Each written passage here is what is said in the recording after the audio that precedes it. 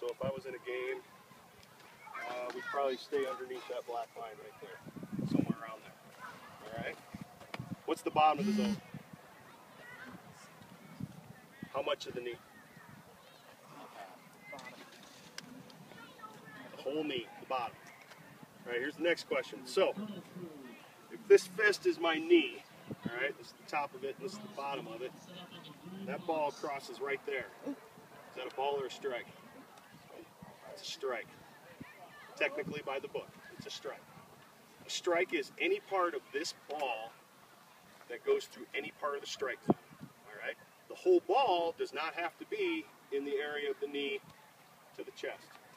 It could be like that even. All right? Hang upon your umpire and who calls what. All right? A lot of people think the whole ball has to be in the zone. It does not. Only one part of this ball has to be in there. All right? From the plate, what's the strike zone? Side to side. Does that include the black of the plate? You bet it does. Once again, the ball crosses that much. Is that a strike? You bet it is. That's a strike. Actually, if you really were to lay this out, measure the edge of this plate, the edge of a ball, and you measure where technically the batter's box should be, there's only about an inch difference from where the edge of that batter's box is to where the end of the strike zone ends. So when you see an umpire that might have called one on the chalk, technically it probably was a strike, because you can get it all the way out here. That'd still be a strike. Same thing inside.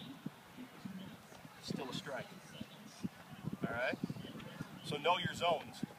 Know where you can throw pitchers, and know as a batter that, yeah, that probably did ride down the chalk a little bit, or pretty close to it. It was probably still a strike. All right. Going in the top level again, the whole ball doesn't have to be below here. All right. Any part of that ball catches it, it's a strike. Same thing with your knees. All right. Major league and college is the top of the knee. All right. It has to catch the top of the knee, and it's, they call it one ball above the belly button, so about college and major leagues about right there. And that'd be the highest zone. All right, they can stay more around the waist is what they stay. Let's talk a little bit about the curveball. Curveball comes in. The catcher's back here normally, right? So he's what, 3-4 feet off the plate, right? The catcher catches it. He catches it here. Is that a strike or a ball?